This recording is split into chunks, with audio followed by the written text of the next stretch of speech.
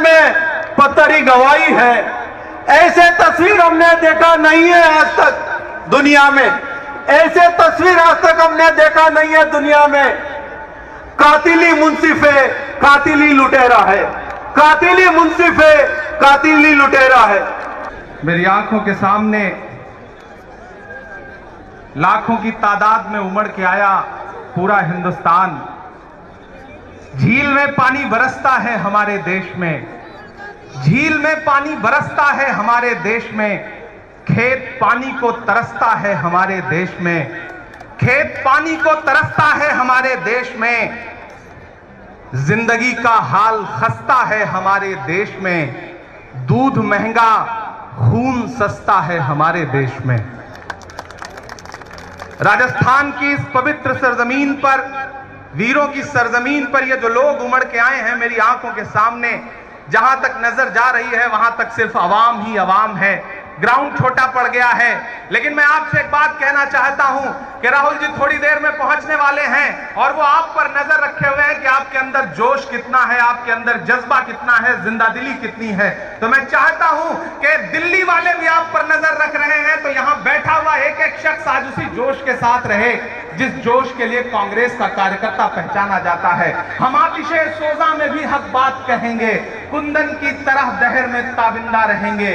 तारीफ बताती है कि हर दौरे सितम में हम जिंदा थे, हम जिंदा हैं, हम जिंदा रहेंगे। इस तानाशाह सरकार से यह कह रहा था कि कृषि कानून वापस ले लीजिए, ये नहीं मान रहे थे। राहुल जी एक दिन पंजाब से ट्रैक्टर पर बैठे और ट्रैक्टर से चल करके हरियाणा से लेकर के दिल्ली तक आते हुए उन्होंने सरकार से कहा कि कांग्रेस किसानों के साथ खड़ी है। यह सरकार जब फिर नहीं मान रही थी तो एक दिन राहुल जी अपने घर से निकले और पार्लियामेंट तक ट्रैक्टर चला करके उन्होंने कहा कि किसानों की बात आपको माननी पड़ेगी। राहुल जी ने यह बताया कि ट्रैक्टरों से सिर्फ खेत नहीं जोते जाते हैं, तानाशाही वाली सरकारों के गुरूर भी जोते जाते हैं। हमारे सभी सम्मानित साथीगण, हमारे सम्मानित वरिष्ठ नेतागण और यहाँ पर लाखों लाखों की संख्या में आए हुए पूरे राजस्थान से, पूरे देश से और हमारे हरियाणा से आए हुए हमारे साथीगण, आप सभी का बहुत बहुत अभिनंदन है।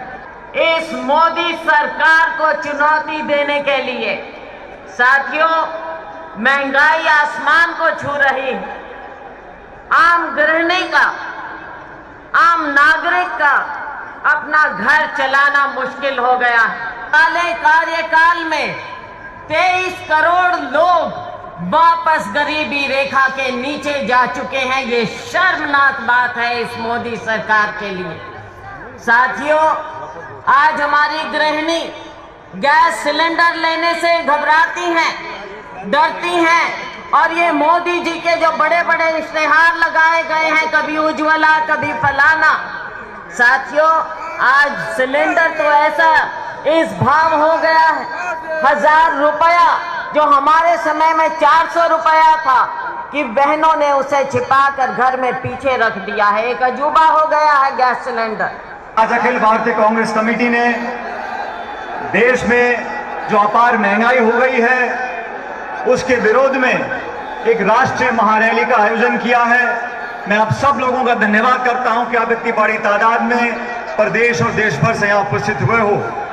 वो लोग जिनकी नाक के नीचे देश की सीमाओं पर आक्रमण हो रहा है, वो लोग जो नशे में हैं सत्ता के, वो लोग जो कहते थे कि किसान की आमदनी दुगनी करेंगे, उन लोगों को ये संदेश जयपुर से जाना चाहिए कि आप लोग गद्दी पर हमेशा तक नहीं बैठोगे। पूरी कांग्रेस को बहुत बहुत बधाई देता हूं। इतनी कामयाब रैली कई साल के बाद हुई है। ये कोई रैली आम रैली नहीं है। आज महंगाई के खिलाफ कांग्रेस पार्टी रैली कर रही है कि इतनी तेजी से महंगाई शायद हमने अपने जीवन में नहीं देखी। बढ़ती महंगाई होती है। एक साल तक कहाँ बैठा रहा हमारी हरियाणा की भूमि पर और वहीं फैसला हुआ, सरकार को झुकना पड़ा। और जो भाई महाभारत का भी तो सच और झूठ का फैसला हरियाणा की भूमि पर हुआ था किसान और मजदूर के हित का फैसला भी हरियाणा की भूमि से हुआ है।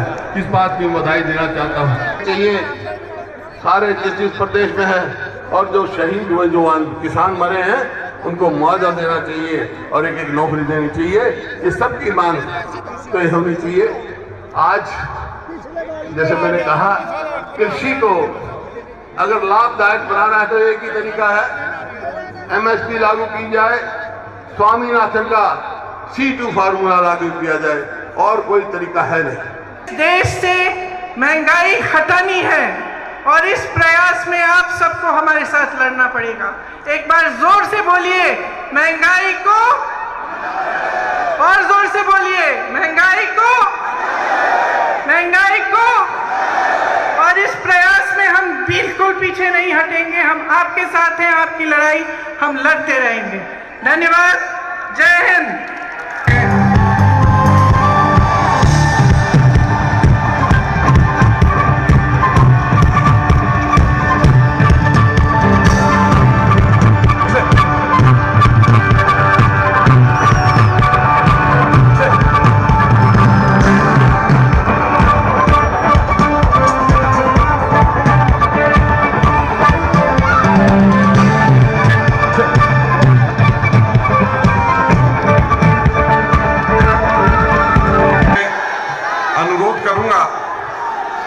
हमारे general secretary organisation KC Venugopal ji, मुख्यमंत्री अशोक गहलोत जी और प्रदेश अध्यक्ष गोविंद सिंह दोतासरा जी को से कि वो कांग्रेस अध्यक्षा श्रीमती सोनिया गांधी जी और राहुल गांधी जी का स्वागत करें।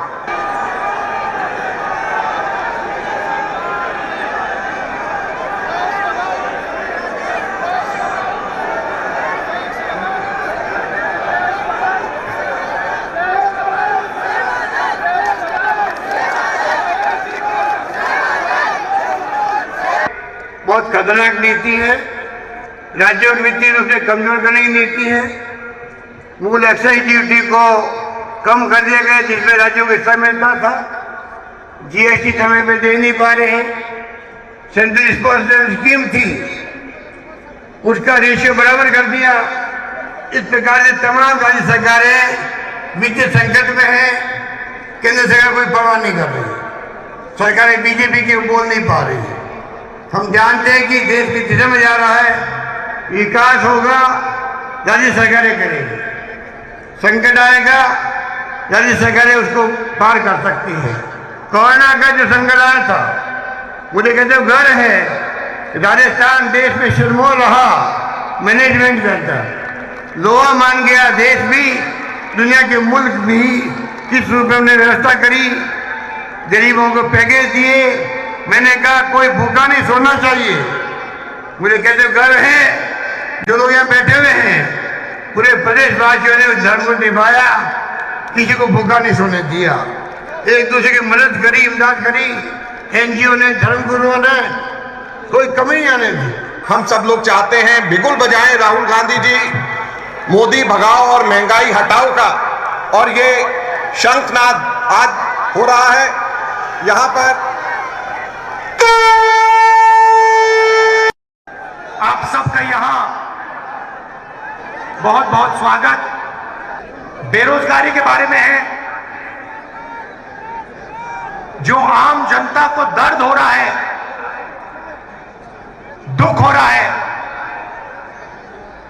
उसके बारे में है।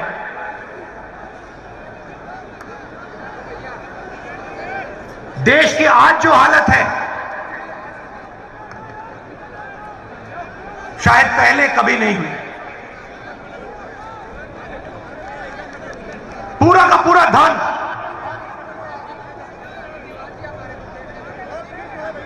चार पांच पूंजीपति के हाथ। हिंदुस्तान के सब इंस्टीट्यूशन एक संगठन के हाथ में।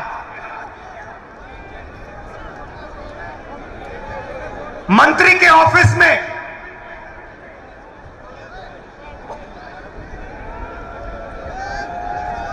RSS के OSD। देश को जनता नहीं चला रही है, देश को 3-4 पूंजीपति चला रहे हैं और हमारे प्रधानमंत्री जी उनका काम कर रहे हैं।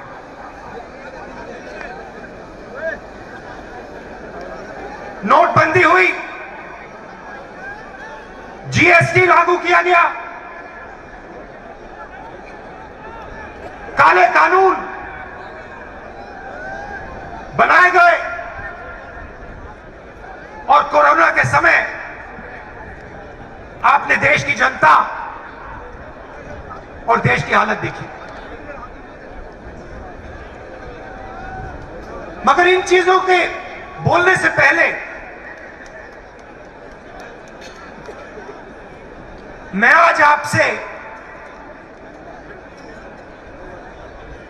एक दूसरी बात करना चाहता हूं।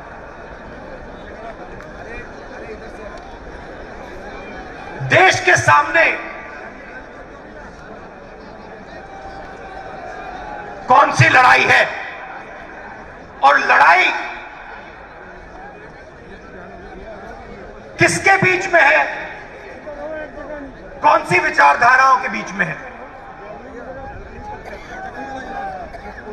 5 मिनट में मैं आपको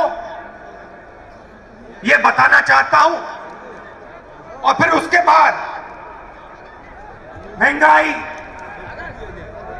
काले कानूनों के बारे में, बेरोजगारी के बारे में खुल के आपसे बोलूं। आप जानते हो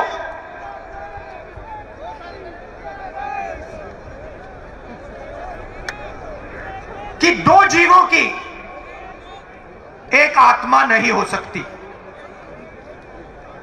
क्या 2 जीवों की एक आत्मा हो सकती है? नहीं हो सकती। वैसे ही 2 शब्दों का एक मतलब नहीं हो सकता।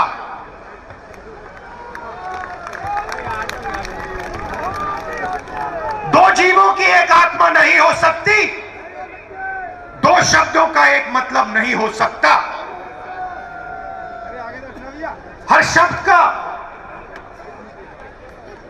अलग मतलब होता है।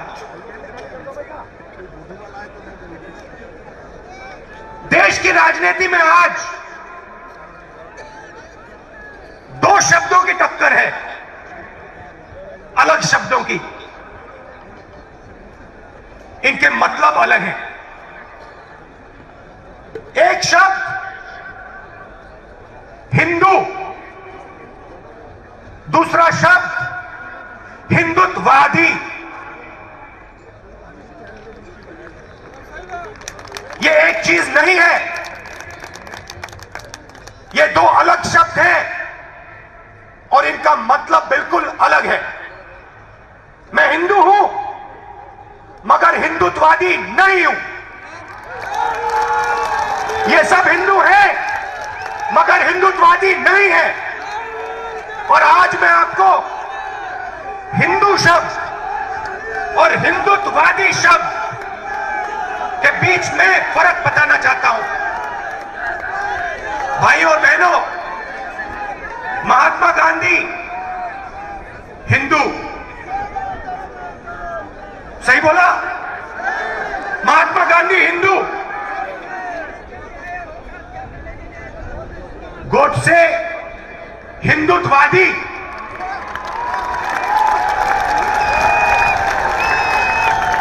फर्क क्या होता है?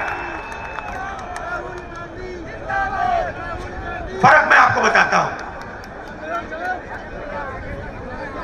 चाहे कुछ भी हो जाए, हिंदू सत्य को ढूंढता है। मर जाए, कट जाए, पिस जाए, हिंदू सच को ढूंढता है। उसका रास्ता सत्याग्रह। पूरी जिंदगी वो सच को ढूंढने में निकाल देता है। महात्मा गांधी ने ऑटोबायोग्राफी लिखी, माई एक्सपेरिमेंट्स विद ट्रूथ। मतलब पूरी जिंदगी उन्होंने सत्य को समझने के लिए, सच को ढूंढने के लिए बिता दी, और अंत में एक हिंदुत्ववादी ने उनकी छाती में 3 गोली मारी।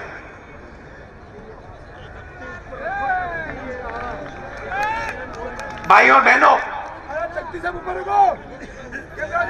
हिंदुत्ववादी अपनी पूरी जिंदगी सत्ता को खोजने में डाल देता है, लगा देता है। उसको सत्य से कुछ लेना देना नहीं, उसे सिर्फ सत्ता चाहिए और सत्ता के लिए वो कुछ भी कर डालेगा। किसी को मार देगा, कुछ भी बोल देगा, जला देगा, काट देगा, पीट देगा, मार देगा, उसे सत्ता चाहिए। उसका रास्ता सत्याग्रह नहीं, उसका रास्ता सत्याग्रह है।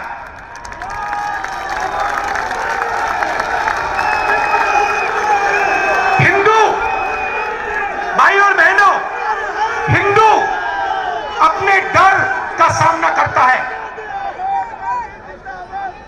हिंदू खड़ा होकर अपने डर का सामना करता है और 1 इंच पीछे नहीं हटता है।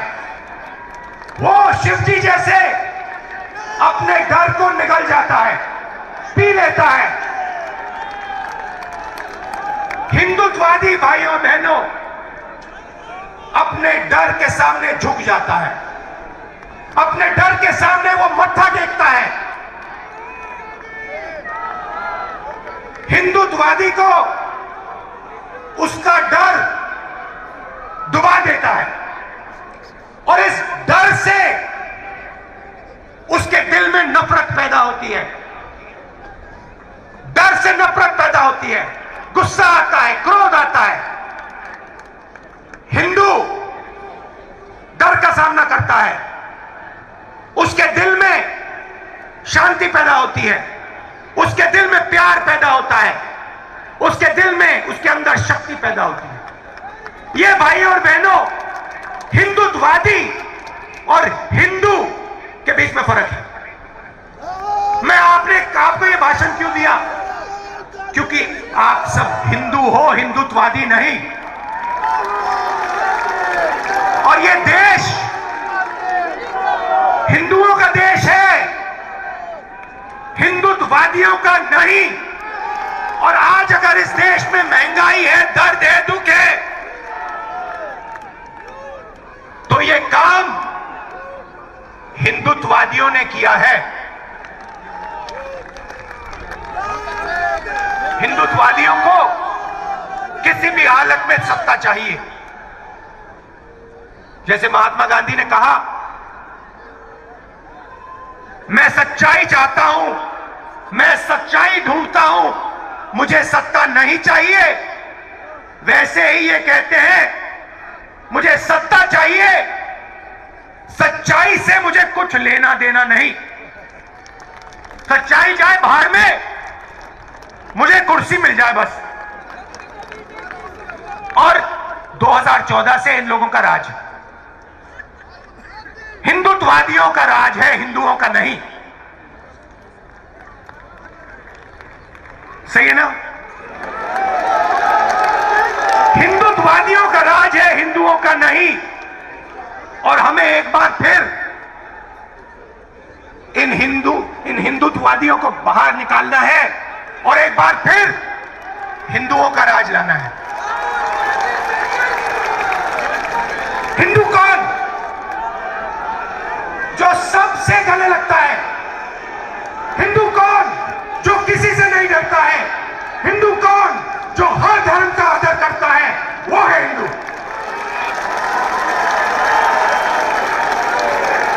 आप हमारे कोई भी शास्त्र पढ़ लीजिए, रामायण पढ़िए, महाभारत पढ़िए, गीता पढ़िए, उपनिषद पढ़िए, मुझे दिखा दीजिए कहां लिखा है कि किसी गरीब को मारना है, कहां लिखा है किसी कमजोर व्यक्ति को कुचलना है, कहां लिखा है? मुझे दिखा दो। कहीं नहीं लिखा।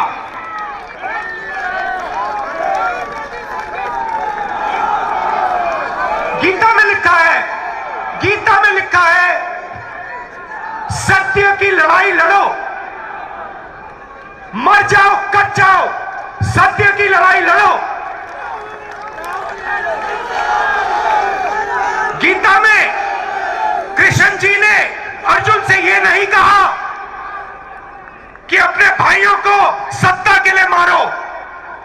कृष्ण ने अर्जुन से कहा अपने भाइयों को सच्चाई के लिए मारो।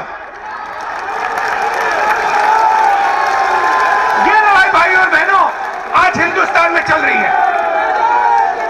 ये झूठे हिंदू, ये झूठे हिंदू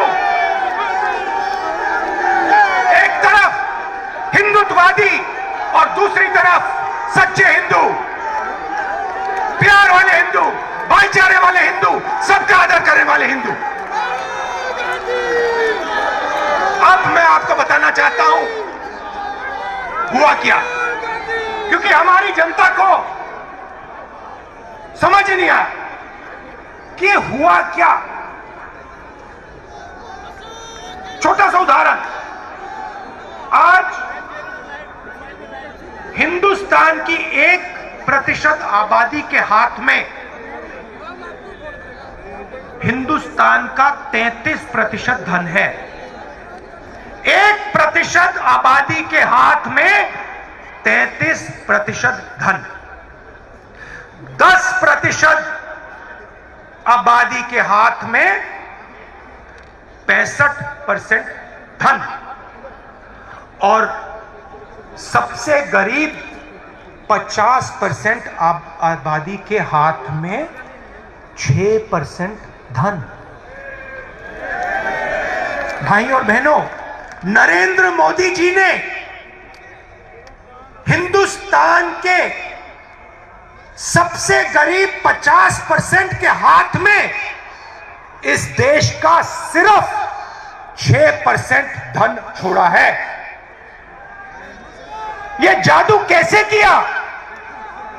इस जादू के कौन से औजार थे और इस जादू को किसने किया, मैं आज आपको बताना चाहता हूं। औजार नोटबंदी, जीएसटी, किसान के खिलाफ 3 काले कानून। भाइयों और बहनों, नरेंद्र मोदी जी के आने से पहले हिंदुस्तान का जो असंगठित सेक्टर था, छोटे दुकानदार, गरीब लोग, छोटे कंपनी वाले जो घर में अगरबत्ती बनाते थे, चप्पल बनाते थे, जूता बनाते थे, कपड़े सीलते थे, किसान जो संगठित नहीं थे, मोदी जी के आने से पहले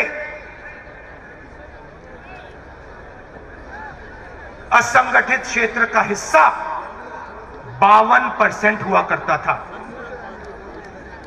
नोटबंदी, जीएसटी, काले कानून और कोरोना के बाद असंगठित क्षेत्र का भाग 20% तक पहुंच गया।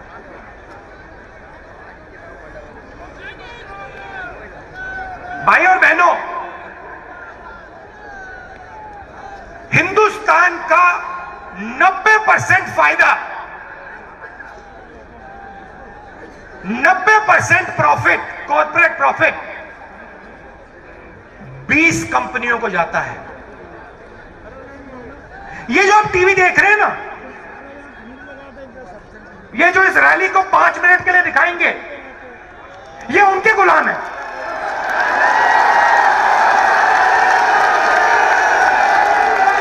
ये उनके गुलाम है। भाइयों बहनों, ये हिंदुत्ववादी नहीं है, ये हिंदू हैं, मगर इनको दबाया गया है। हिंदुत्ववादियों ने इन बेचारों को दबा दिया है।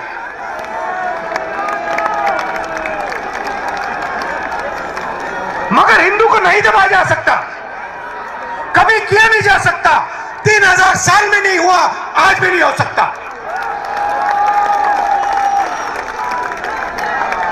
क्योंकि हम डरते नहीं है, हम किसी से नहीं डरते, हम मरने से नहीं डरते। लो, तो नरेंद्र मोदी जी और उनके 3-4 उद्योगपतियों ने, हिंदुत्ववादियों ने इस देश को 10 साल में बर्बाद, 8 साल में बर्बाद कर दिया, खत्म कर दिया। 7 साल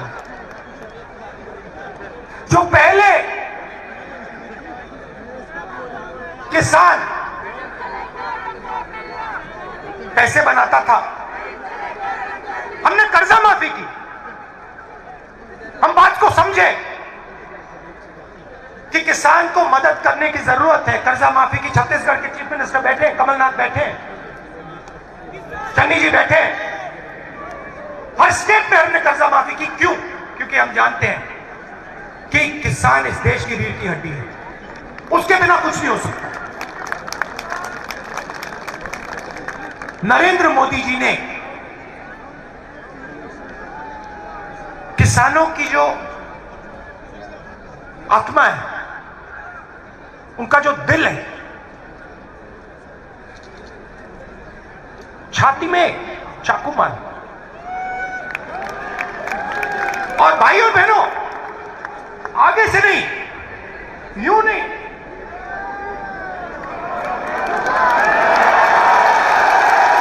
आगे से नहीं, पीछे से। क्यों? क्योंकि हिंदुत्ववादी है। हिंदू अगर मारता तो आगे से मारता, हिंदुत्ववादी है तो पीछे से मारेगा। भाई और बहनों, पीछे से छुरा मारा और फिर कहते हैं जब हिंदू किसान हिंदुत्ववादी के सामने खड़ा हुआ तो हिंदुत्ववादी ने कहा मैं माफी मांगता हूं, मैं माफी मांगता हूं। और फिर चन्नी जी बैठे हैं। भाई और बहनों, 700 किसान शहीद हुए। यहां हमने 2 मिनट मौन रखा, पार्लियामेंट में मौन रखने नहीं दिया। मैंने कहा अगर आप नहीं करना चाहते मैं खड़ा हो जाता हूं। ऑपोजिशन के लोग 2 मिनट खड़े हुए, मौन नहीं किया। चन्नी जी से आप पूछिए, चन्नी जी हैं? नहीं। चन्नी जी से अगर आप पूछेंगे, कहेंगे 400 किसानों को, 400 शहीद किसान के परिवारों को पंजाब की सरकार ने 5 लाख रुपए दिए और उनमें से 152 को रोजगार दिलवा दिया है और बाकी को हम रोजगार देने जा रहे हैं। आप है ना? सही बोला। हिंदुस्तान की सरकार कहती है, पार्लियामेंट में कहती है, हमें मालूम नहीं कौन से किसान मरे, हमारे पास लिस्ट ही नहीं है, कोई किसान शहीद हुए ही नहीं। पार्लियामेंट में कहा हम कॉम्पनसेशन कैसे दें, हाँ तो मालूम ही नहीं। मैंने पंजाब की लिस्ट ली, हरियाणा से 70-80 और नाम लिए, 500 लोगों की लिस्ट मैंने पार्लियामेंट में रखी और कहा देखिए पंजाब की सरकार ने मुआवजा दिया है, कॉम्पनसेशन दिया है, आप भी दे दीजिए। माफी मांगी, पहले पीछे से छुरा मारा, फिर माफी मांगी और जब कॉम्पनसेशन देने की बात आई, 5 लाख, 10 लाख, 25 लाख रुपए देने की बात आई तो नरेंद्र मोदी नहीं दे सकता, क्योंकि वो किसान मरे ही नहीं, वो शहीद नहीं हुए। तो ये जो सोच है हिंदुत्ववादियों की, चाइना की सेना हिंदुस्तान के अंदर आ जाएगी, 1000 किलोमीटर ले जाएगी, प्रधानमंत्री कहेंगे देश के अंदर कोई नहीं आया,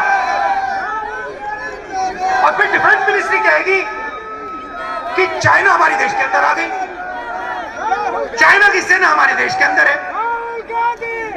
भाइयों बहनों, थोड़ा मैं आपको पढ़ के बताना चाहता हूं। गैस सिलेंडर 2014 में 414 रुपए, 221 900 रुपए, 117% बढ़ोतरी।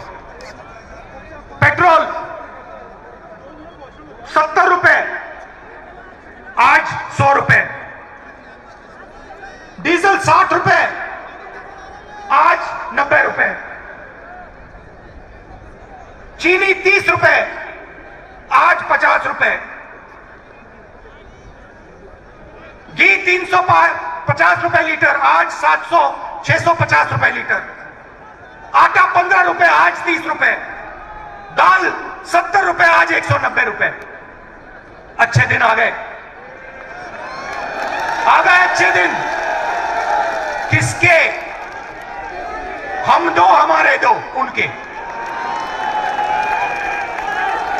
एयरपोर्ट देखो, पोर्ट देखो, कोल माइन देखो, टेलीफोन देखो, सुपरमार्केट देखो, जहां भी देखो भैया दो लोग दिखेंगे आपको, अदानी जी, अंबानी जी। उनकी गलती नहीं है। देखो भैया, आपको अगर कोई मुफ्त में कुछ दे, आप क्या वापस दे दोगे? नहीं दोगे। उनकी गलती थोड़ी है, गलती प्रधानमंत्री है, प्रधानमंत्री की है। 24 घंटा सुबह उठते ही कहते भैया आज अदानी अंबानी को क्या दे, चलो भैया आज एयरपोर्ट दे देते हैं, चलो भैया आज किसानों के खेत दे देते हैं, चलो आज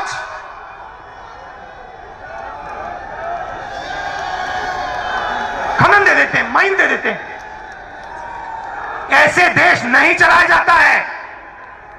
देश गरीबों का है, किसानों का है, मजदूरों का है, छोटे दुकानदारों का है, स्मॉल मीडियम बिजनेस वालों का है। क्यों? क्योंकि यही लोग इस देश को रोजगार दे सकते हैं। अंबानी जी की जगह है, अदानी जी की जगह है, मगर वो रोजगार पैदा नहीं कर सकते हैं। रोजगार हमारा किसान पैदा करता है, रोजगार छोटे व्यापारी पैदा करते हैं, दुकानदार, छोटा दुकानदार पैदा करता है। छोटे बिजनेस वाले, मिडिल साइज बिजनेस वाले, उनको तो खत्म कर दिया, मिटा दिया। भाइयों और बहनों,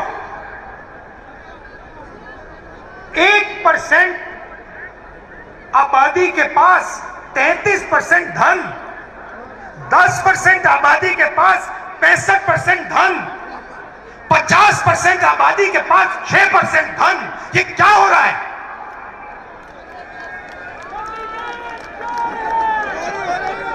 हिंदुस्तान को इस आक्रमण के खिलाफ खड़ा होना ही पड़ेगा और कोई रास्ता नहीं। और आप देखना, ये देश एक आवाज से खड़ा होगा। राजस्थान एक आवाज से खड़ा होगा और नरेंद्र मोदी जी को रास्ता दिखाएगा। कोरोना हुआ, मैंने अपनी आंखों से देखा। बाकी देशों ने अपने लोगों के जेब में पैसा डाला। नरेंद्र मोदी जी ने 5-10 उद्योगपतियों का टैक्स माफ किया, उनके जेब में पैसा डाला और मजदूरों को ट्रेन छोड़ो बस भी नहीं दी, पैदल हजारों किलोमीटर चले।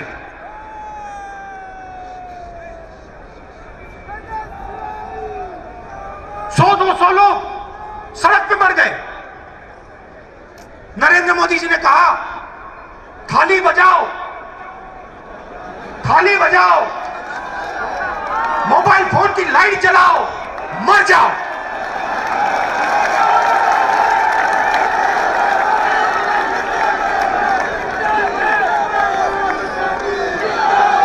रोजगार की बात करते हैं। आज 60 साल से सबसे ज्यादा बेरोजगारी हिंदुस्तान में आज। क्यों? क्योंकि क्योंकि आपने रोजगार देने वाली रीढ़ की हड्डी तोड़ दी, आपने डिमोनेटाइजेशन किया, जीएसटी की, नोटबंदी, कोरोना में आपने समर्थन नहीं दिया, छोटे बिजनेस वालों को, सब खत्म हो गए। रोजगार कहां से पैदा होगा? रोजगार 2-3 उद्योगपति नहीं पैदा कर सकते।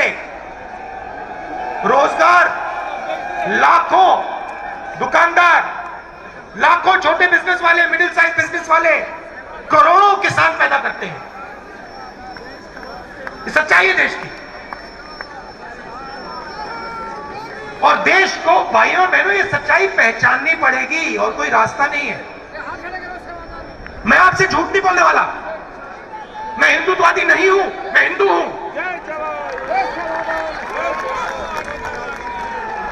मैं डरता नहीं हूं, सत्ता मिले ना मिले कोई फर्क नहीं पड़ता, मैं सच्चाई के रास्ते से नहीं हटने वाला। मगर सच्चाई देश को पहचाननी पड़ेगी। चाइना ने अरुणाचल में, लद्दाख में हमारी जमीन ली है। मोदी जी कहते कुछ नहीं हुआ। किसान 700 किसान शहीद हुए, मोदी जी कहते कुछ नहीं हुआ।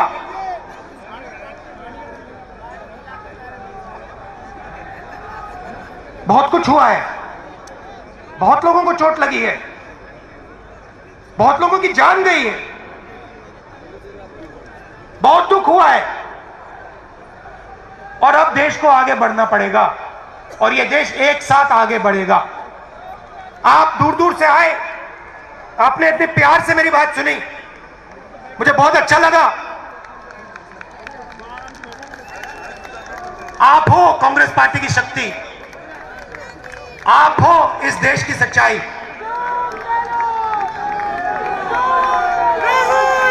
आप लड़ते हो देश के लिए।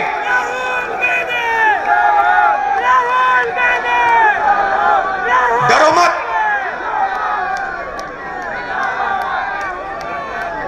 डरो मत, डरो मत, कोई जरूरत नहीं डरने की। दिल से आपका बहुत बहुत धन्यवाद। जय हिंद।